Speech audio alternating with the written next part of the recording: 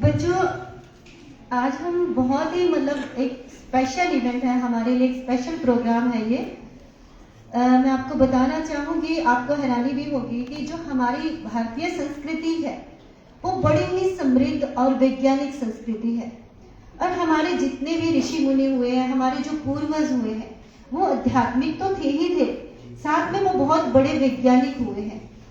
और उन्होंने कोई भी ऐसा क्षेत्र नहीं छोड़ा जहां उन्होंने रिसर्च ना की हो, चाहे वो योग हो, चाहे वो दर्शन हो, चाहे वो गणित हो, चाहे वो किसी भी तरीके का कोई भी पार्ट हो, किसी चीज को उन्होंने छोड़ा नहीं। और हम आज उसको जानते हैं मॉडर्न रिसर्च के नाम से, लेकिन वो तो हमारे पूर्वजों की हजारों वर्षों पुरानी रिसर्च रही है, लेकिन आज हमें वो पता नहीं है। और हम क्या करते हैं कि जाने अनजाने जो वेस्टर्न कल्चर है उसको फॉलो करते हैं और यही मानते हैं कि जो रिसर्च है वो बाहर से हो रही है, बड़े बड़े साइंटिस्ट कर रहे हैं, जबकि वो हमारी सभ्यता संस्कृति से निकली हुई रिसर्च है। मैं आपको एक थोड़ा सा छोटा सा एग्जांपल इस पे देना चाहूंगी कि अपन ने देखा दिल्ली में पॉल्यूशन बहुत हो रहा था अभी पिछले दिनों, तो उस पे क्लाउड सीडिंग की बातें सबने सुनी थी कि क्लाउड सीडिंग होगी। और जब मैंने उस पर पढ़ा तो मुझे पता चला कि हमारे जो विष्णोई समाज के संस्थापक सदगुरुदेव जम्बेश्वर जी हैं, तो उन्होंने जब राजस्थान में अकाल पड़ा जोधपुर साइड 550 वर्ष पूर्व, तो उन्होंने वो जो क्लाउड सीडिंग जिसका हम नाम दे रहे हैं, वो क्लाउड सीडिंग उन्होंने अपनी योग साधना से, अपनी योग विद्या से करवाई थी। तो वो बहुत बड़ी हमारे लिए एक बहुत बड़ी अचीवमेंट है कि जिसको हम आज की रिसर्च मानते हैं, वो 550 वर्ष पहले हमारे जो पूर्वज है वो कर चुके हैं उस चीज को, जबकि हम उसके बारे में जानते नहीं हैं और हम सारी की सारी वेस्टर्न कल्चर को फॉलो करते आ रहे हैं। तो इसी चीज को हमारी न्यू एजुकेशन पॉलिसी ने भी देखा कि हमारे कौन कौन सी कमियां हैं आज हमारे समाज के अंदर, किस तरीके से हमारी संस्कृति से हम दूर हटते जा रहे हैं, हम अपने कहते अपने मूल से या हम अपने जड़ों से दूर हट गए हैं। तो उन्होंने हमें वापस उन्हीं जड़ों से जोड़ने के लिए न्यू एजुकेशन पॉलिसी के अंदर जो IKS है, इंडियन नॉलेज सिस्टम, भारतीय ज्ञान परंपरा विभाग, जितने भी एजुकेशनल इंस्टीट्यूट है वहां पे हमें स्थापित करने के लिए कहा गया, ताकि आप सब स्टूडेंट्स को फिर से अपनी संस्कृति के साथ जोड़ा जा सके। अपनी रिसर्च है, अपनी सभ्यता संस्कृति को हम बहुत अच्छे से दोबारा जान पाए, उस पर गर्व कर पाए।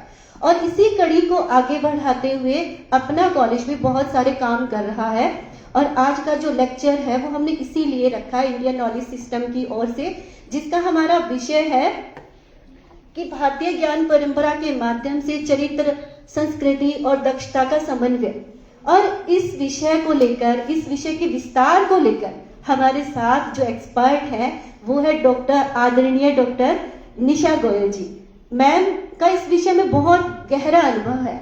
और मैडम के लिए अगर मैं बताऊं तो मैडम गवर्नमेंट PG कॉलेज के अंदर एज ए असिस्टेंट प्रोफेसर काम कर चुके हैं और रिटायर्ड प्रिंसिपल हैं। और हमारे लिए बड़ी गर्व की बात है कि ऐसे अनुभवी, ऐसे जो पर्सन आज हमारे साथ शामिल हुए हैं, हमें अपना अनुभव शेयर करने के लिए, हमें कुछ नया ज्ञान देने के लिए, कुछ बहुत सारी बातें बताने के लिए।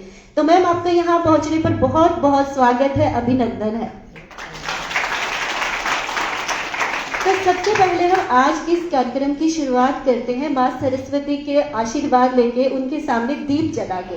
तो मैम प्लीज आप आइए और दीप जलाकर इस कार्यक्रम की शुरुआत कीजिए। सुमन मैम आप भी आ जाओ।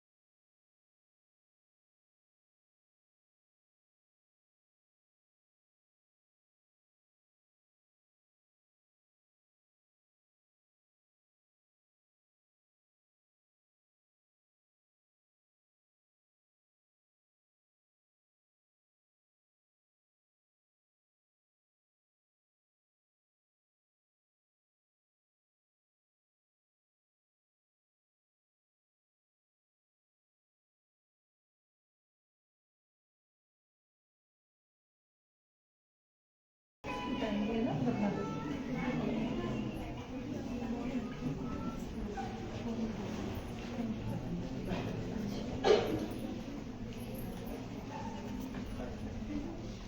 Thank you ma'am. हाँ प्लीज मैम आइए आप, और हम सभी को आपके जो अनुभव है इस विषय को लेकर वो प्लीज हमें उसके बारे में प्रेरणा दीजिए, साझा कीजिए।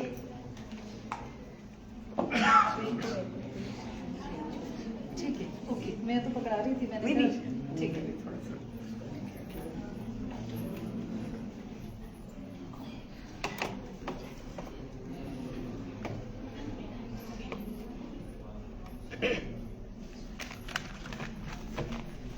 ओम भूर्भुवः स्वः तस्वितर्वरेण्यं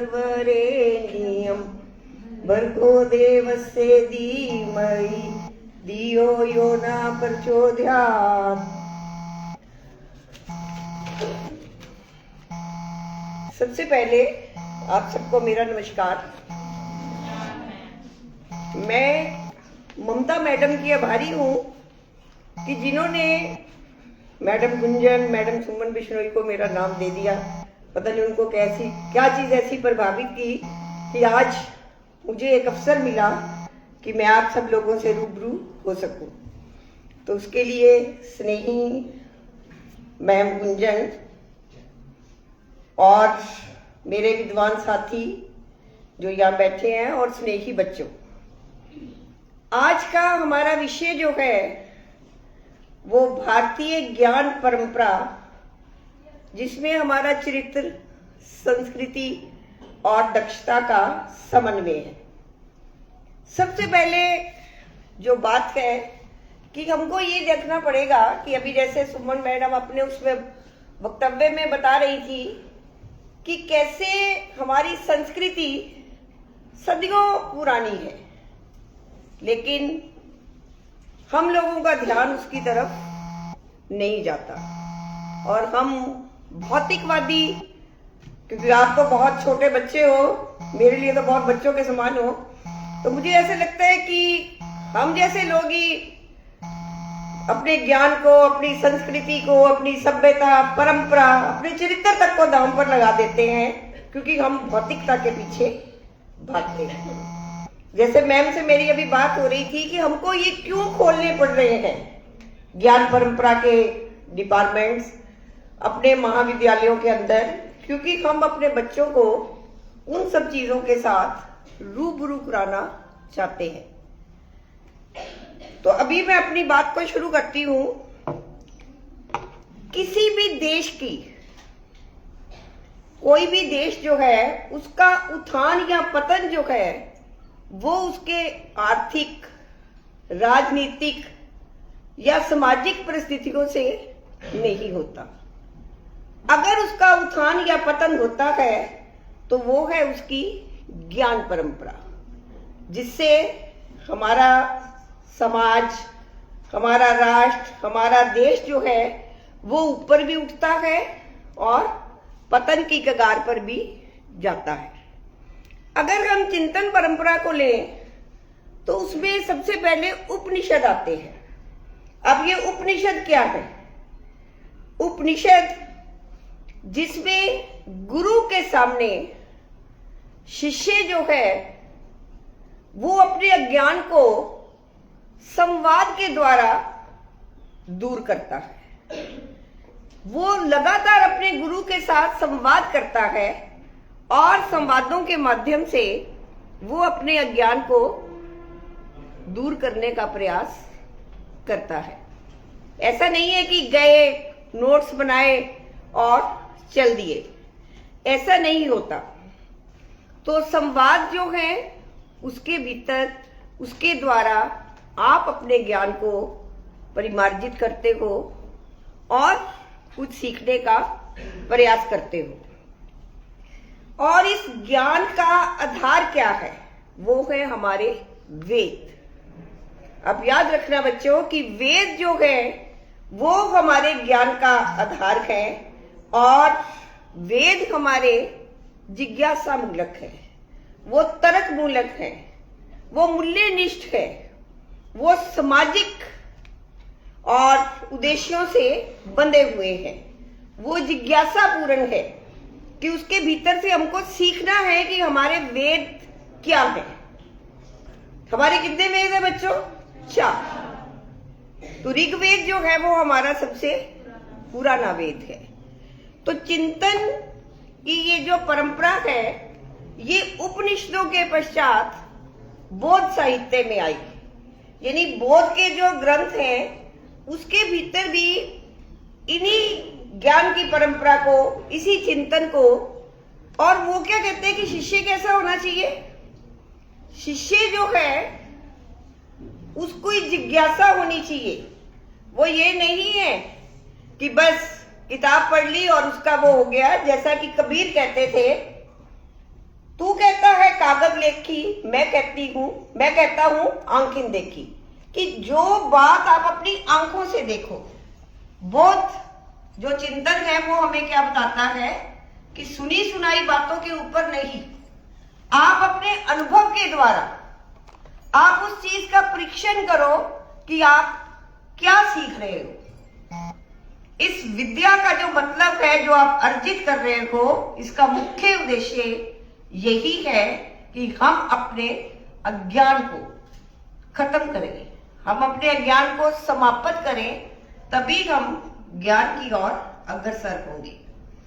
अब उन दिनों में जब ये चल रहा था हमारा चिंतन परंपरा, तो जब हम अनुकरण को ना मानकर उस परीक्षण को मानते हैं, तो उसके भीतर क्या होता है कि ज्ञान प्राप्त करना उन दिनों में ये नहीं था कि आपको आध्यात्मिक मुक्ति चाहिए।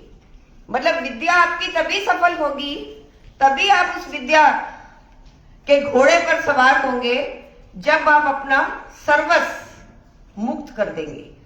सर्वस्व मुक्त कर देने का अर्थ है कि जब आप पूरी तरह से अपनी शिक्षा के भीतर लीन हो जाओगे, तभी अभी आप जितने भी बच्चे यहाँ बैठे हो, मैं आपसे सिर्फ यही अनुरोध करना चाहूंगी कि बच्चों कभी भी ये गूगल के ऊपर मत इतना ध्यान देना। ठीक है, आपका टाइम है, ये गूगल खोलो देखो, लेकिन आपके इतना सुंदर आपका महाविद्यालय है, तो निसंदेह यहाँ की लाइब्रेरी, यहाँ का पुस्तकालय भी बहुत अच्छा होगा।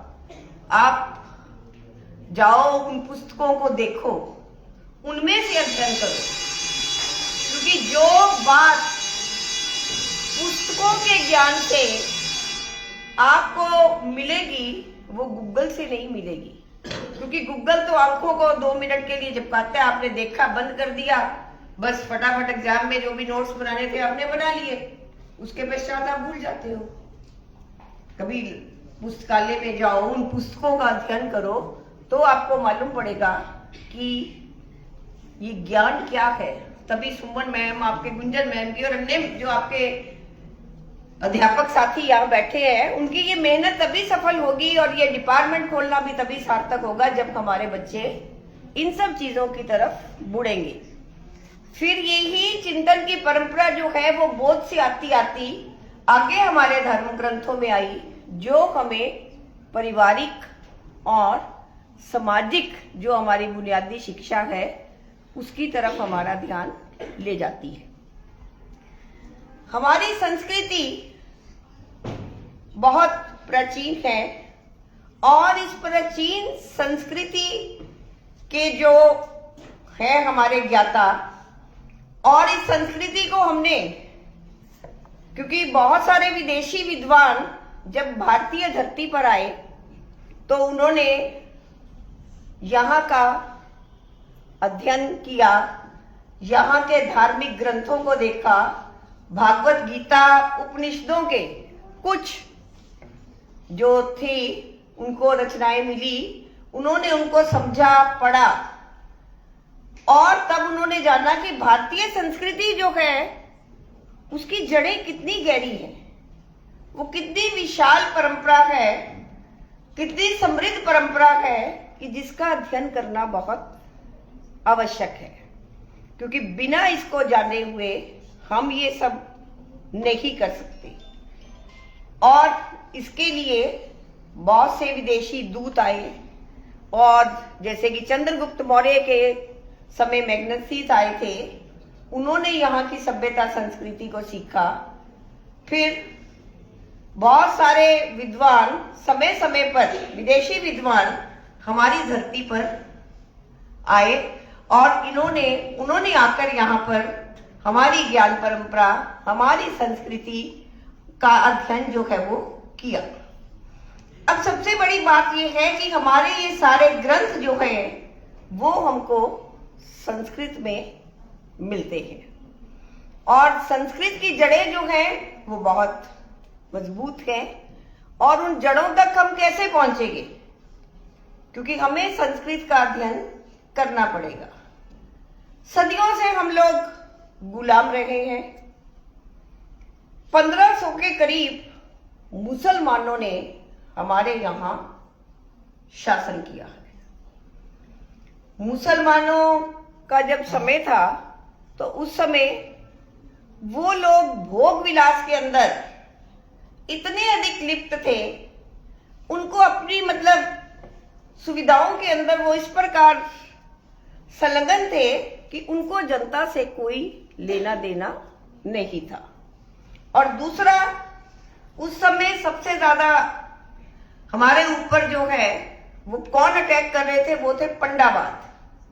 क्योंकि जनता हमारी इतनी भोली भाली थी कि उनको धार्मिक जंजाल में फंसाए रखो, उनके पास इतना भी समय ना हो कि वो कोई बात राज दरबार तक ले जा सके।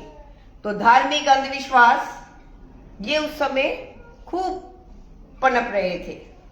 रीतिकाल में एक कवि हुए हैं जिनका नाम है पद्माकर। उन्होंने उस विलासिता के ऊपर लिखा था कि राजा लोगों को मालूम ही नहीं पड़ता कि बाहर गर्मी पड़ रही है या सर्दी पड़ रही है, वो तो अंदर ही मस्त है। सुबाला है, दुशाला है, विचित्र रंग शाला है। किसी चीज का उनको कोई ध्यान ही नहीं रहता था, तो वो अपनी उसी दुनिया के अंदर मस्त थे। और इन पांडवों ने और मुसलमानों के अत्याचारों ने हमारा जो ये भारतीय धर्म है, संस्कृति है, इसको बिल्कुल पनपने नहीं दिया था। और इन अत्याचारों को हम भी कैसे सहन कर रहे थे। हम जो है वो मृत लोगों की तरह, जैसे हमारा कोई संस्कार, बुद्धि सब नष्ट हो चुके थे, और हम मुसलमानों को, उन अत्याचारों को हम बड़ी बखूबी से सहन करते थे। फिर प्लासी का युद्ध हुआ, शायद 1732 के आसपास हुआ था। फिर अंग्रेज लोग जो हैं उन्होंने उपनिवेशवाद के माध्यम से भारत के अंदर जो है वो अपने जड़े जमानी शुरू करी। जब अंग्रेज पहले पहले आए थे शुरू में, तो उनका जो ध्यान है वो भारतीय संस्कृति के ऊपर गया। उनको कुछ पांडुलिपियां, कुछ दस्तावेज, कुछ हमारे अनुवाद का काम जो है उन्होंने वो देखा, और तब उन्होंने उसको सीखने की, यानी उन्होंने संस्कृत को सीखने का प्रयास किया। तब एक डंकन आए थे, उन्होंने बनारस के अंदर एक संस्कृत महाविद्यालय जो है वो बनाया था। उन्होंने ये अनुभव किया कि संस्कृत की जड़ें जो हैं, यानी ये जो भारतीय संस्कृति है, ये जो भारतीय परंपरा है, ये जो भारतीय ज्ञान है, वो इतना अधिक उसकी जड़ें गहरी हैं कि उसका मुकाबला जो है वो भौतिकवादी लोग नहीं कर सकते। तो उन्होंने संस्कृत को सीखा, उसका अध्ययन किया। एल्बाथम नाम से एक विद्वान हुए हैं, वो इतने अधिक अभिभूत हुए थे कि उन्होंने 2 पुस्तकें जो है वो इस भारतीय ज्ञान परंपरा और संस्कृति के ऊपर लिखी थी। एक तो पुस्तक उन्होंने खुद लिखी थी और दूसरे का उन्होंने अनुवाद किया था, द वंडर ऑफ इंडिया, अद्भुत भारत, कि भारत क्या है। इसको अगर आपको जानना है, आज जैसे चारों तरफ कोहराम मचा हुआ है विश्व के अंदर, अगर आप विश्व के अंदर शांति को स्थापित करना चाहते हो तो आपको भारतीय संस्कृति की जड़ों से जुड़ना पड़ेगा, उसको समझना पड़ेगा। और संस्कृत के अंदर जो पाणिनि हुए हैं उनका व्याकरण बेजोड़ है। उसकी तरह आज तक किसी ने भी ऐसा व्याकरण नहीं दिया। भारत की भाषा का महत्व क्यों होता है? क्योंकि हमारी भाषा जो है वो नियमों के अंदर आबद्ध है, वो व्याकरण के अंदर जुड़ी हुई है। हम उसके अनुसार लिखते हैं, करते हैं, पढ़ते हैं।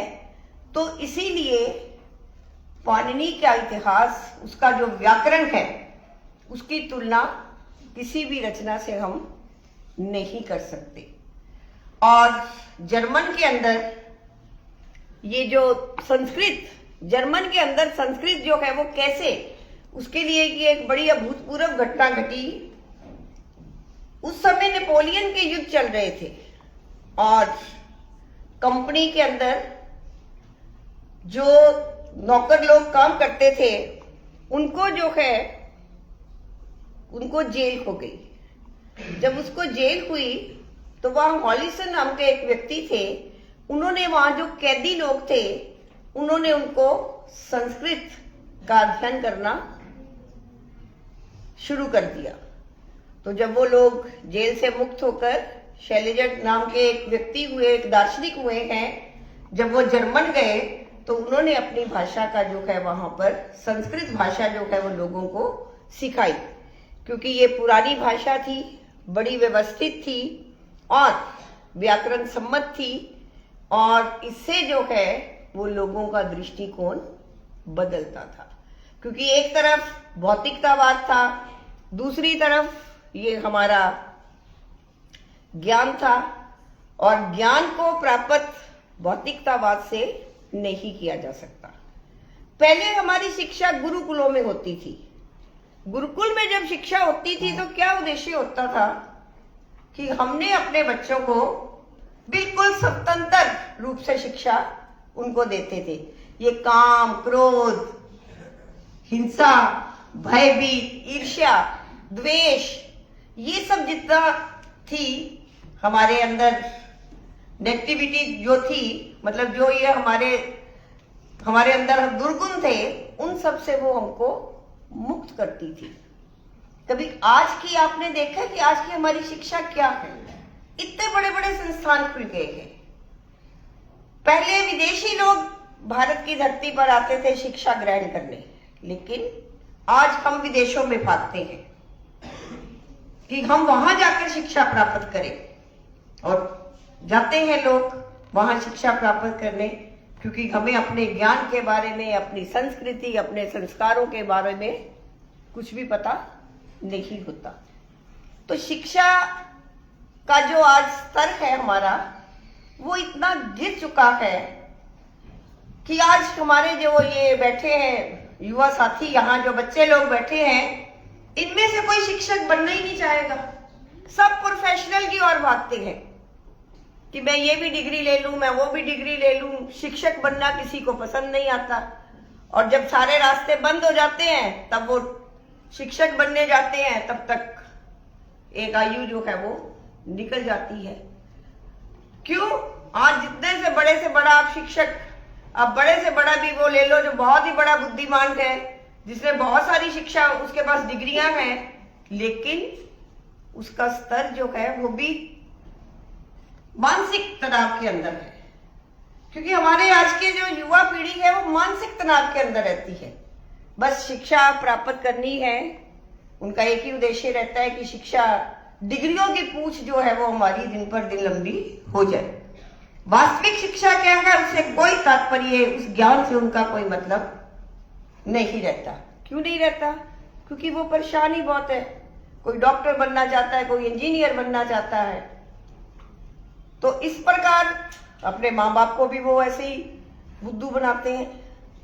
पिछले दिनों मैंने एक जगह पढ़ा कि एक बच्चा अपने पेरेंट्स को, अपने फादर को फोन कर रहा है और वो उर्दू में बोल रहा था, मोबाइल उसके हाथ में था और अपने पापा को बात करते हुए कह रहा है कि आपके पास अब्बा अभी अभी मेरे कॉलेज से मैसेज आया होगा और ये कॉलेज का ही नंबर है जिससे मैं आपसे बात कर रहा हूँ, और आप बड़े खुशनसीब हो कि वन चांस मोर एक नया कार्यक्रम जो है वो हमारे कॉलेज में खुला है और उसके लिए उन्होंने मुझे ही सिलेक्ट किया है। आप बड़े भाग्यवान हो कि आपका बेटा इसमें सिलेक्ट हुआ है। इसके लिए 5,000 जो है वो देना आई थी उसकी कंपार्टमेंट, तो वो अपने पिता को कैसे बताता? तो उसने इस तरह अपने फादर को और आप सारे परिवार में भी ये बताना कि हमारा ही एक बच्चा जो है वो इसमें सिलेक्ट हुआ है और उसके लिए मुझे 5,000 फीस चाहिए। तो उसने अपने फादर से वो 5,000 इसलिए मंगवा रहा था कि वो अपना वो जो डिग्री ले रहा है वो उसकी वो पूरी हो जाए। तो आजकल हम ये भी काम कर रहे हैं, क्योंकि शिक्षा का वास्तविक अर्थ जो गुरुकुलों में था, जिसके अंदर हम बड़े समृद्ध थे, बड़े अच्छे शास्त्रीय ढंग से भी शिक्षा लेते थे, उसके अंदर ये थोड़ा कि जब हम शिक्षा लेने गुरुकुलों में जाते थे तो वहां शिक्षा नहीं मिलती थी। शिक्षा वहां भी मिलती थी, लेकिन उस शिक्षा में और इस शिक्षा में अंतर है। आज हम मानसिक तनाव से गुजर रहे हैं, इसीलिए इस मानसिक तनाव को दूर करने के लिए हमें योग की आवश्यकता पड़ती है। आपको मालूम है कि ये जो भारतीय संस्कृति की ज्ञान परंपरा के भीतर ये जो योग है, अभी बहुत सारे ये योगी हो गए हैं, बहुत सारी योग के आपने देखे होंगे यूट्यूब पे और वैसे भी बहुत सारे योग सिखाते हैं, लेकिन ये योग इनका नहीं है। योग तो हमारा सदियों पुराना है। और इंग्लैंड के अंदर ये जो योग की वहां पे खुले हुए हैं सेंटर, उसमें लिखा है कि ओनली फॉर रिच लोग, जो अमीर लोगों के लिए उन्होंने योग खोला है, क्योंकि वहां योग बहुत महंगा है। आरंभ में हमारे जहाँ योग हुआ, हम लोग भी पागलों की तरह जो एक योगी आके बस उसका अनुसरण करने लगे। ये योग उनका दिया हुआ नहीं है। आज अमेरिका इस योग का वो कर रहा है। तो ये योग के द्वारा हम अपने मानसिक तनाव जो है वो उसको दूर करने का प्रयास करते हैं। लेकिन मानसिक तनाव कितना भी योग कर लो, क्योंकि पहले योग की ऐसी आवश्यकता ही नहीं थी कि हमें शिक्षा का जो मानसिक तनाव है उसको इसके, अब तो मानसिक रूप से बहुत लोग पीड़ित है, क्योंकि हमारे पास वो नहीं है, घर वाले डांटेंगे या कोई कुछ करेगा। आप जैसे युवा पीढ़ी जो है वो इन सब चीजों का अनुसरण ही नहीं करती। तो हमने क्या करना है कि कोई भी टॉपिक मैम ने दे दिया या सर ने दे दिया, वो फटाफट गूगल से खोला, करा और छुट्टी। बच्चों उन सब चीजों का अध्ययन करो, उनको पढ़ो, उनको सीखो, तभी ये सब सेमिनार्स जो है वो सार्थक हो पाएंगे।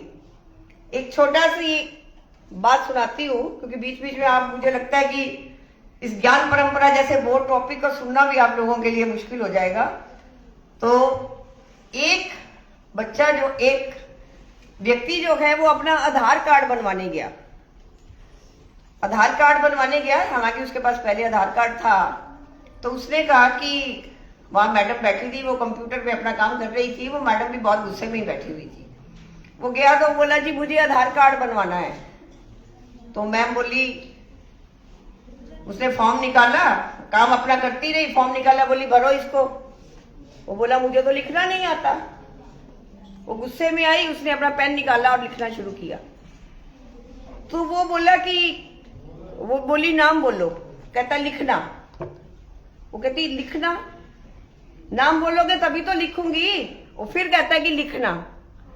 तो कहती मैंने अपना नाम थोड़ा लिखना है, नाम तो तेरा लिखना है मुझे, तो तू बोल क्या नाम है तेरा, आधार कार्ड दिखा तू अपना मेरे को। उसने बेचारे ने अपना, वो बोला जी आधार कार्ड तो मेरे पास जो पुराने वाला था।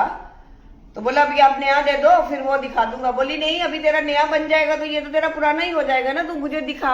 उसने वो उसका कार्ड लेके देखा तो उसने, उसका नाम तो था लखन।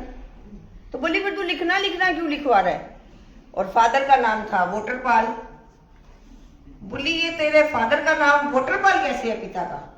कहता नहीं, नाम तो इनका नेत्रपाल था, लेकिन आपके कंप्यूटर ने मेरे को लखना से लिखना बना दिया और मेरे फादर को वोटरपाल बना दिया। तो बोली तुमने चेंज क्यों नहीं करवाया? कहता क्योंकि फादर तो अब मेरे बेड पे रहते हैं, पार्टी वाले आते हैं वो उठा के ले जाते हैं, वो डलवा लेते हैं उसे, वो वापस छोड़ जाते हैं। तो पिताजी बोले कि मेरे को इसे बदलना ही नहीं है। और कहता मेरी माँ का नाम बुद्धिमती था आपने उसका नाम बहुमत देवी बना दिया। अब वो जिस भी पार्टी की तरफ बहुमत होता है वो उधर ही चली जाती है, उनका प्रचार कर आती है और फिर वो आ जाती है। तो फिर वो मैडम बोली कि तुमने इतना सारा वो कर लिया तो तुम कम से कम आते तो सही, इन सबको चेंज करवाते। कहता फायदा क्या मैडम, आपका कंप्यूटर गलतियां करता और मेरे गांव के अंदर भी ऐसी हालत है। वो कहती क्यों, क्या हालत है तेरे गांव के अंदर? कहता कि गांव के बाहर एक बोर्ड लगा हुआ है क्या कहते हैं ये सड़क मार्ग। कहता सड़क मार्ग बस एक बोर्ड ही लगा हुआ है, अंदर तो गड्ढे ही गड्ढे है, सड़क नाम की तो कोई चीज नहीं है। फिर हॉस्पिटल है, वहां लिखा है कि यहाँ फ्री इलाज होता है।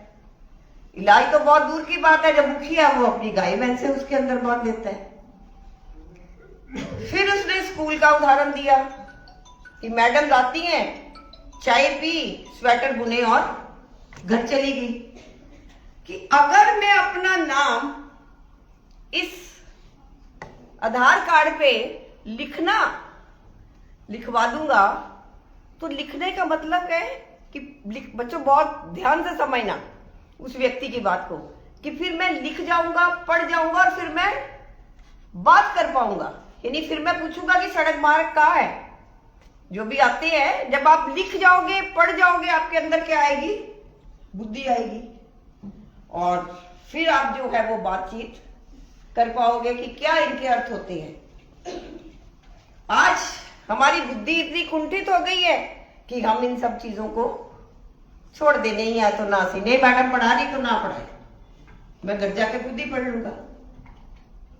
क्यों? क्योंकि हमारा स्तर, हमारी सोचने की शक्ति जो है वो इस तरह कुंठित हो चुकी है, इस तरह हम मानसिक रूप से बीमार हो गए हैं कि हम उन सब चीजों की तरफ देखते ही नहीं है कि हमको क्या पढ़ना है। आपको सुन के ताज्जुब होगा कि आपकी तरह के बच्चे, मैं अभी इग्नू से जुड़ी हुई हूं, तो वहां उनकी असाइनमेंट्स आती है।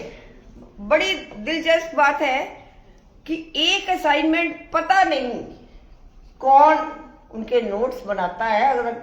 अगर आप में से कोई बच्चा या मैम कोई जानती हो तो इग्नू का सिलेबस जो है ना वो वर्थ रीडिंग सिलेबस है। अगर कोई इग्नू का पाठ्यक्रम उन पुस्तकों को पढ़ता है तो निसंदेह मैं नहीं समझती कि आप अपना कोई भी कंपटीशन का जो एग्जाम है उसको क्लियर ना कर पाओ। एक दिन लिख दिया, बस पूरे के पूरे जितने यहां बच्चे बैठे हैं ना, कोई अपना दिमाग नहीं लगाएगा। एक की कॉपी करी, दूसरे ने करी, तीसरे ने करी। अब एक बच्चे ने क्या लिखा था कि राम जी को कुत्ते पालने का शौक था।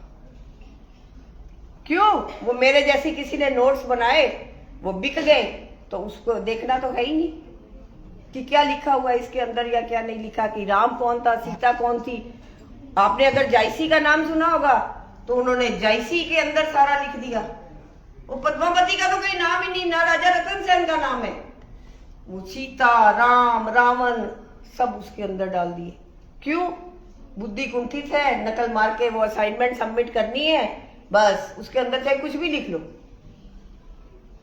तो मैं आप सबसे, कि आप बहुत यंग जनरेशन के बच्चे यहाँ बैठे हो, तो मैं आपसे ये अनुरोध करूंगी बच्चों, मेरा आना, आपकी मैम का बुलाना तभी सार्थक होगा जब आप अपने दिमाग से काम करना शुरू करोगे। ये रटे रटाए उसने की नकल वो मत करो।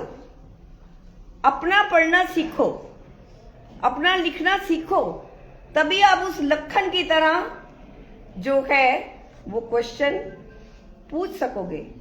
नहीं तो इधर उधर हम भी ऐसे धक्के खाते हुए अपना टाइम जो है वो व्यतीत कर देंगे। अभी हम संस्कृत साहित्य की बात कर रहे थे, तो कालिदास जो है वो हमारे सबसे क्या कहते हैं कि प्राचीन कवि। वैसे तो भारवी, भास बहुत कवि हुए, लेकिन कालिदास ने जब अपनी वाणी को, जब लेखनी को विश्राम दिया था, तो उसकी रचनाएं जो हैं वो आज भी विदेशों के अंदर पढ़ाई जाती है। आज भी विदेशों के अंदर उसका डंका बजता है। फिर अब हम इसके अंदर देखते हैं कि ये संस्कृत भाषा की बात हो गई, और अभी मैम ने बताया था कि जैसे ये जो आर्टिफिशियल बारिश की बात करते हैं, इसी तरह हमारे यहाँ जो है एक एक थोड़ा सा समय लूंगी आपका कि आपको ये बता दूं बच्चों कि ये जो गणित है, आइंस्टाइन ने उन्होंने कहा था कि हम भारत के ऋणी हैं शून्य और स्थानीय मान प्रणाली की जो है वो ये भारतीयों की देन थी। उन्होंने शून्य की खोज करी, दशमलव की खोज करी और ये वो लोहे के पीतल के बने हुए हैं, उनके ऊपर जो नक्काशी हुई है वो आज भी उसका मुकाबला नहीं किया जा सकता। अभी पिछले दिनों ही पढ़ने में आया था कि महाराष्ट्र के अंदर शिवाजी का एक बनाया गया था ऐसे ही, और वो 10 दिन के अंदर टूट गया था। आज रोज हमारे यहाँ पुलों का निर्माण होता है, ओवरब्रिज बनते हैं और वो धड़ाधड़ दूसरे दिन टूट जाते हैं। ये हमारी प्राचीन संस्कृति कला थी जिसके भीतर हमें ये सब चीजें मिलती हैं। फिर चौथी शताब्दी के अंदर जब ये कहा गया कि चरक और सुश्रुतु की जो संहिता थी वो बहुत अधिक जो है वो प्रसिद्ध थी, क्योंकि आज हम चिकित्सा के ऊपर बहुत बल देते हैं। चिकित्सा आपको मैं बता दूं कि बौद्ध चिंतन के समय 120 शल्य चिकित्सा उपलब्ध थी। शल्य चिकित्सा मैंने ऑपरेशन जो है वो तब भी होते थे और 120 नई तकनीक थी कि जिसके द्वारा हम उन ऑपरेशंस को करते थे। और ये नाड़ियों के ऊपर बहुत बड़ी बात की गई है, जैसे टंके लगाना। हमारी ये जो अंदर से नाड़ियां हैं, तंत्रिका है, प्रवरणी है, वसा है, स्वैनी है, उतक, श्लेषम, श्लेष झिल्ली जो है, इन सब का वर्णन भी हमें तभी से मिलता है। आज हम परिवार नियोजन की बात बहुत वो करते हैं कि परिवार नियोजन जो है उसको धार्मिक जीवन और नवीन कौशल से जोड़ दिया गया है, लेकिन नहीं। 500 ईस्वी पूर्व हमारे चिकित्सा विद्यालयों ने इस का जो है वो आरंभ कर दिया था। परिवार नियोजन जो है वो 500 ईस्वी पूर्व भी हो रहा था, ये नहीं कि वो आज ही हो रहा था। ये आपका तो ये परिवार नियोजन जो है वो तब भी हो रहा था और आज भी जो है वो चल रहा है। फिर ये गुरुत्व गोल है, इसके अंदर गुरुत्व आकर्षण है और ये आज भी हमने सिद्ध कर दिया। प्लेटो कहते थे, प्लेटो जो दार्शनिक हुए हैं, वो कहते थे कि जो राजा होना चाहिए वो सत्य, ज्ञान और तर्क करने वाला होना चाहिए। लेकिन हमारे दार्शनिकों ने क्या कहा कि राजा जो होना चाहिए वो राजश्री होना चाहिए। राजश्री का अर्थ है कि वो उच्च नैतिक चरित्र का हो। आज राजा तो नहीं है, जो हमारी ये राजनीति के अंदर व्यवस्था चल रही है उसके भीतर जो हमारा मुखिया है उसका चरित्र जो है वो उच्च नैतिक चरित्र का वो होना चाहिए। वो अनुशासित व्यक्ति हो और न्याय, वो जो भी फैसला ले, जो भी न्याय करे जो है वो धर्म के बंधन में बंध कर और अपने कर्तव्य का पालन करता हुआ जो है उसका काम जो है वो करे। तो बुनियादी तौर पर कहना ये था कि राजा हो या उसके आगे जो मंत्री हो वो कौन से होने चाहिए, वो चरित्रवान होने चाहिए। उनको ये भौतिक सुख सुविधाओं से कोई लेना देना नहीं होना चाहिए। वो अपना कार्य जो है वो सत्य की दृष्टि से करे, तर्क पूर्ण करे, न्याय जो है वो उस ढंग से करे। और प्राचीन भारत के अंदर तो कौटिल्य जिन्होंने अर्थशास्त्र लिखा, महाभारत, रामायण जैसी कितनी ही रचनाएं हुई हैं। इसी के भीतर उपनिषद जो है वो वेदों के अंदर उपनिषदों का भी बहुत बड़ा स्थान है, यानी हमारी ज्ञान को देने के लिए, जिसको वेदांत कहा जाता है। यदि वेदों से आरंभ करके हम किसके ऊपर आते हैं? उपनिषदों के ऊपर, यानी उपनिषद जो है वो अंत में है और उसको हम कहते हैं वेदांत। वेदांत का अर्थ होता है कि सार्वभौमिक धर्म, सब धर्मों का हमने समान रूप से जो है वो मान करना है। महात्मा गांधी क्या कहते थे? ईश्वर अल्लाह तेरे नाम, सबको सम्मति दे भगवान। तो महात्मा गांधी जो है वो कहते थे कि क्योंकि अंग्रेजों का शासन था, तो वो कहते थे कि उनसे मुक्ति पाने के दो ही हमारे पास रास्ते होने चाहिए, एक सत्य और दूसरा अहिंसा के बल के ऊपर चल के। सभी धर्म समान हैं। आज के हमारे इस आधुनिक परिवेश के अंदर हम क्या देखते हैं कि हम धर्म के नाम पर ही सारा दिन लड़ते रहते हैं, हिंदू मुसलमान ये वो। ये नहीं कि हर धर्म से कुछ ना कुछ जो भी अच्छी चीजें हैं उनको लेकर हम चले, ऐसा नहीं हो पाता। फिर कला का क्षेत्र ले लो, कला के अंदर भी हमारा जो है वो अभूतपूर्व योगदान रहा है।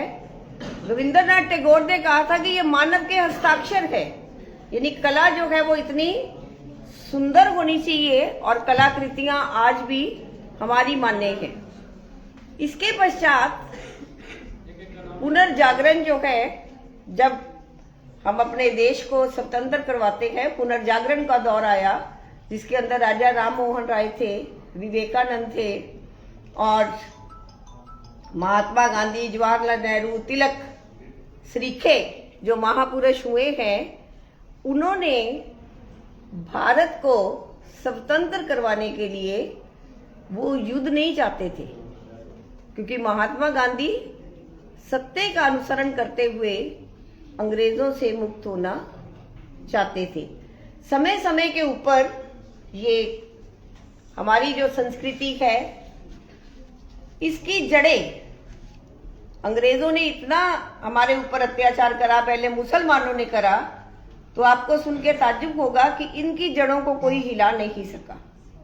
आप चिकित्सा का क्षेत्र ले लो, आप आयुर्वेद का ले लो, आप विज्ञान का ले लो, कोई भी ऐसा क्षेत्र नहीं था कि जहां भारतीयों ने अपनी जड़ें जो हैं वो मजबूत नहीं की हुई थी।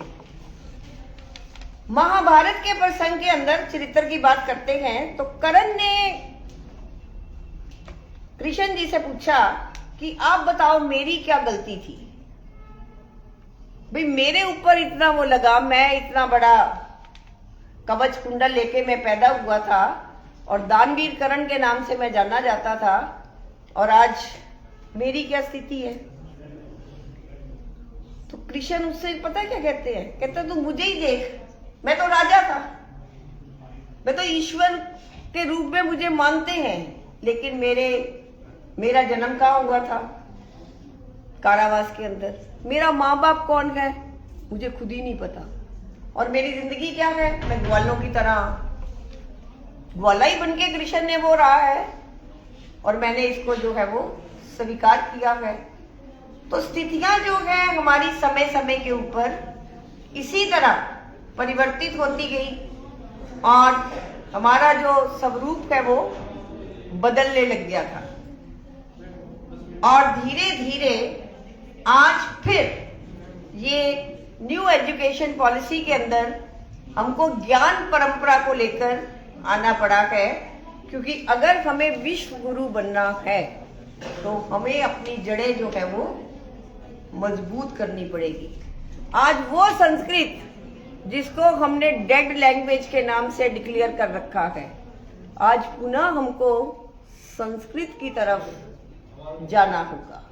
आज हमें संस्कृत का अध्ययन करना होगा। अभी जितने बच्चे यहाँ बैठे, अगर उनको कह दो ना कि आपको एक फॉरेन लैंग्वेज दी जाएगी, तो वो फटाफट ये करने को तैयार हो जाएंगे कि मैं जर्मन सीख लूं, मैं लैटिन सीख लूं, लेकिन कोई पाली, प्राकृत या संस्कृत सीखना पसंद नहीं करेगा, क्योंकि उनको अच्छा ही नहीं लगता।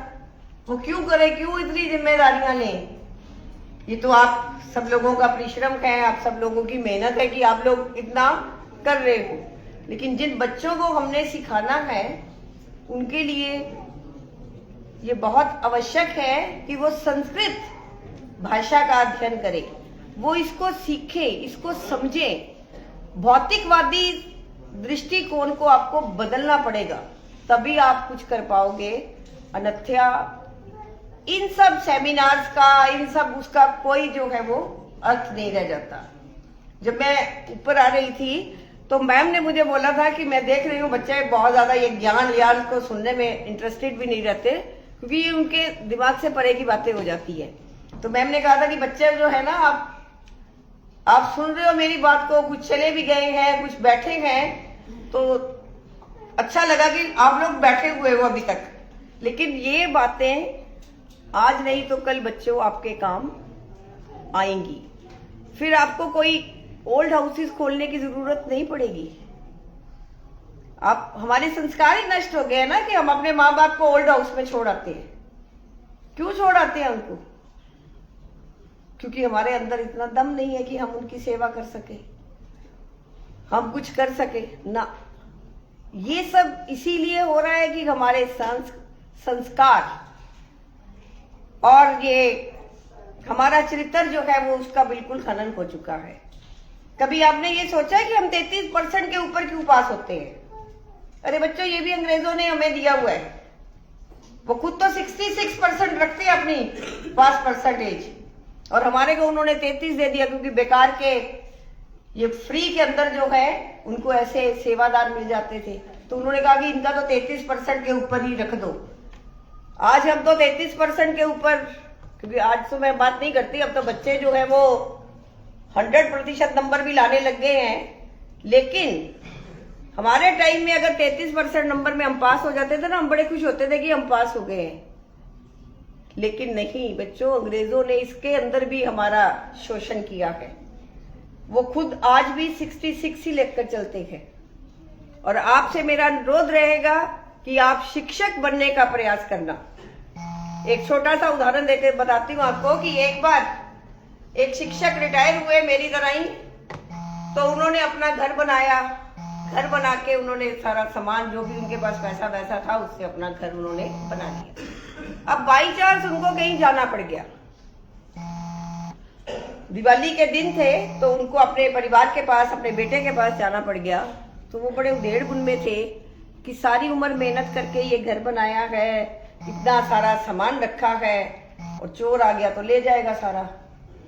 तो वो शिक्षक था ना बच्चों, देखो शिक्षक के कितने, आपके भी अध्यापक सब मतलब बैठे हैं यहाँ पे, विद्वान वर्ग। तो उस शिक्षक ने क्या किया कि अपनी टेबल के ऊपर 1000 रुपया रखा और साथ में एक पर्ची रख दी।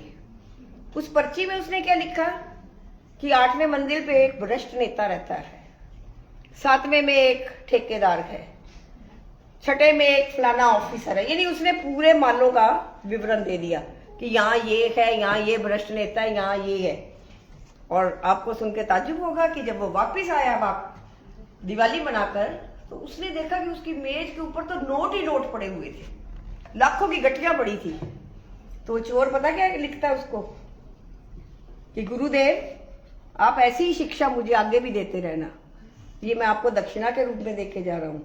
क्योंकि वो जो मालों में बता गए थे उसने दिल भर के उनको लूटा, और लूट के दक्षिणा के रूप में वो अपने उसको लाखों रुपया दे गया, क्योंकि भ्रष्ट लोगों के पास तो बहुत है। अभी आने से पहले मेरी गुंजन मैम से बात हो रही थी कि ये सब चीजें तभी सार्थक होंगी जब इसके ऊपर राजनीति नहीं रहेगी। ये शिक्षा एक ऐसा क्षेत्र होना चाहिए कि वो गुरुकुल की तरह हमारे बच्चों को माहौल मिले, कि आपकी मैनेजमेंट, आपका स्टाफ, आपका मतलब ये जो आपकी बिल्डिंग है वो इतनी भव्य है, इतनी सुंदर है, तो उसमें हमारे पढ़ने वाले जो बच्चे हैं, ये जो नन्हे नन्हे पौधे हैं, ये भी तो प्रफुल्लित होने चाहिए, प्रसन्न होने चाहिए, शांत चित्त से आए, पढ़े, खेले, कूदे, एंजॉय करें। ये नहीं कि रट्टा लगाना है, तब आप कुछ नहीं सीख पाओगे। और जैसे मैंने आपको कहा है कि राम को कुत्ते पालने का शौक था, आप ये मत लिख के आना। अगर आज मैं ये बात कहीं और कह दूं तो अभी मेरा ही कत्ल कर देंगे कि राम जी के बारे में ये कैसे बोल दिया? अरे मैं नहीं बोल रही बच्चों, ये तो लिखी हुई कॉपियों के अंदर मैं पढ़ रही हूँ कि कैसे हमारे जो बच्चे हैं वो इतना अधिक नकल करते हैं। अगर उसका कमल लिखना है, उसने कलम लिख दिया तो वो उन्होंने देखना नहीं कि इसका कमल है। पंकज का प्रायवाची जो है वो कमल पढ़ेगा ना, ना कोई मतलब नहीं है। कलम लिखा है उसने तो कलम ही ठीक होगा, कमल गलत है। तो अपने ज्ञान चक्षुओं को खोलो।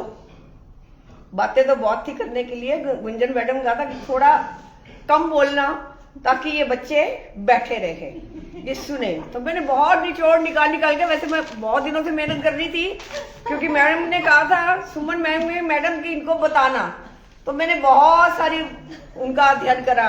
अभी बहुत सारे कागज मेरे ऐसे ही हैं। मैंने कुछ महाभारत नहीं आपको बताया, कोई रामायण नहीं आपको बताई, क्योंकि मैं देख रही हूँ कि बच्चे पीछे से कुछ कुछ गुनगुना भी रहे हैं, कुछ बोर भी हो रहे हैं। तो इसीलिए एक बात बताओ ना बच्चों, हम लोग क्या है कि हम अध्यापक लोग हैं। जैसे अभी फॉर एग्जाम्पल बताती हूँ, मैं ऐसे गुंजन मैम का नाम ले रही हूँ लेकिन वो है नहीं, मैं अभी इनसे जानती हूँ। एक बार क्या हुआ कि गुंजन मैम के हस्बैंड की लड़ाई होगी मैम के साथ। अभी झूठ की बात आई है, वैसे मैं इस टाइम मुझे कोई नाम याद नहीं आ रहा। तो पड़ोसी आए तो वो बोले कि बहन अपने हस्बैंड को मना कर दे, 30 मिनट हो गए इसको बोलते हुए। तो मैम बोली 10 मिनट और रुक जाओ, अध्यापक है ना, 40 मिनट का लेक्चर तो पूरा करेंगे ही करेंगे, उसके बाद ये अपने आप ही शांत हो जाएंगे। तो इसीलिए बच्चों बहुत सारी मैम वो मत करना, माइंड मत करना। इस समय मुझे कोई नजर नहीं आ रहा। तो ये बच्चों हमारी एक टेंडेंसी है। इवन रिटायर होने के बाद भी अगर आप मुझे और कहती तो मैं आधा घंटा भी और बोल देती, क्योंकि मैंने बहुत सारे मैटर, बहुत सारी मैम ने कहा था कि इनको बहुत सारी चीजें बता के जाना। चलो फिर मौका मिलेगा तो फिर आऊंगी, ताकि छोटे बच्चे हैं। तो आप सबका धन्यवाद कि आपने मेरी बातों को सुना, तो धन्यवाद।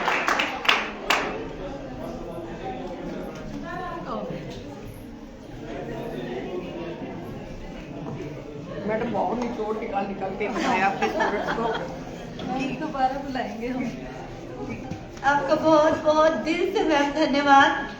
और मैम आपके लिए मैं क्या कहूँ, आपकी ओजस्वी वाणी, आपका तेजस्वी व्यक्तित्व, और ये कहूँ कि आपने घाघर में सागर भरने का काम करा है। मतलब एक घड़े में आपने पूरा समुद्र उतारने की कोशिश करी है, वो एक बहुत बड़ी बात है। और इतना अच्छी, वैसे तो बच्चों मैडम का ना जो एक्सपीरियंस है वो सेमिनार में एज ए रिसोर्स पर्सन जाने का रहा है, तो वहाँ 2-2 घंटे 2.5 घंटे एक टॉपिक पे बोलने का मैडम का एक्सपीरियंस है।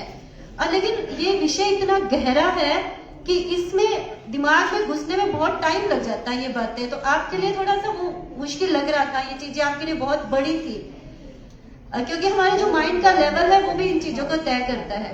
तो अब मैं गुंजन मैम को बुलाना चाहूंगी कि मैम के थैंक्स के लिए वो प्लीज आए।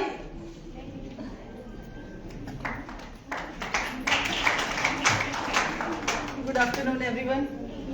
इस का हम एक जैसे सिंघम 1 सिंघम 2 होता है, then we will make it doctor Nisha Goyal 2।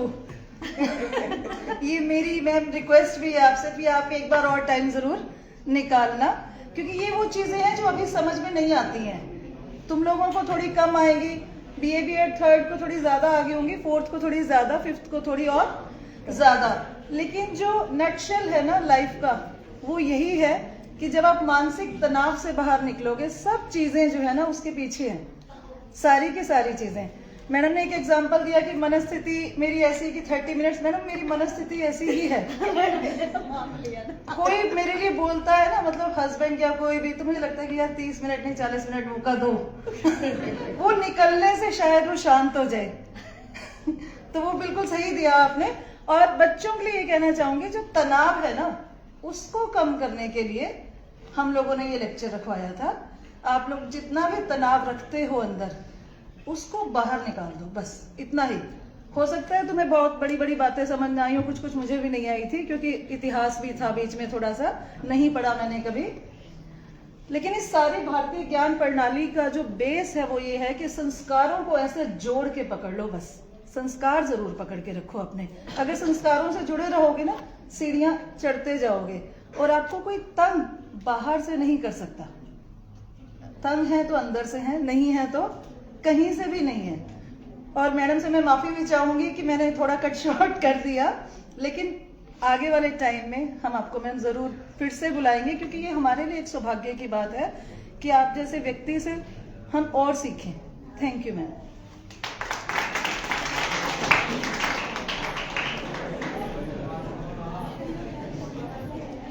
अब मैं मैम को बुलाना चाहूंगी कि हमारे कॉलेज की तरफ से एक मैम छोटा सा सम्मान है, टोकन ऑफ लव है, प्लीज आप इसे स्वीकारें और सभी स्टाफ मेंबर भी प्लीज आए।